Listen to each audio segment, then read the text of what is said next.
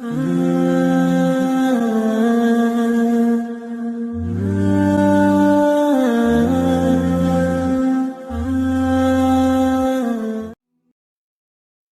ریاست کے بادشاہ نے یہ اعلان کروایا کہ کل صبح جب میرے محل کا مرکزی دروازہ کھولا جائے گا تب جس شخص نے بھی محل میں جس چیز کو ہاتھ لگا دیا وہ چیز اس کی ہو جائے گی۔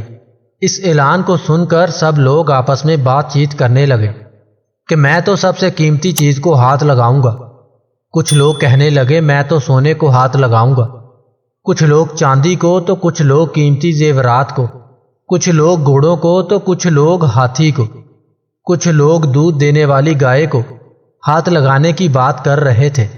جب صبح محل کا مرکزی دروازہ کھلا اور سب لوگ اپنی اپنی من پسند چیزوں کے لیے دوڑے، سب کو اس بات کی جلدی تھی کہ پہلے میں اپنی من پسند چیزوں کو ہاتھ لگا دوں تاکہ وہ چیز ہمیشہ کے لیے میری ہو جائے۔ بادشاہ اپنی جگہ پر بیٹھا سب کو دیکھ رہا تھا اور اپنے آس پاس ہو رہی بھاگ دوڑ کو دیکھ کر مسکرا رہا تھا۔ اسی وقت اسی بھیڑ میں سے ایک شخص بادشاہ کی طرف بڑھنے لگا اور آہستہ آہستہ چلتا ہوا بادشاہ کے پاس پہنچ کر اس نے بادشاہ کو چھو لیا۔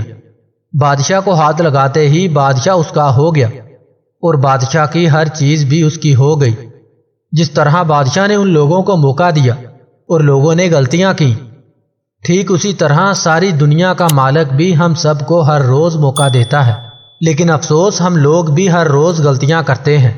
ہم اللہ کو حاصل کرنے کی بجائے اللہ پاک کی بنائی ہوئی دنیا کی چیزوں کی آرزو کرتے ہیں، لیکن کبھی بھی ہم لوگ اس بات پر غور نہیں کرتے کہ کیوں نہ دنیا کے بنانے والے مالک کو پا لیا جائے۔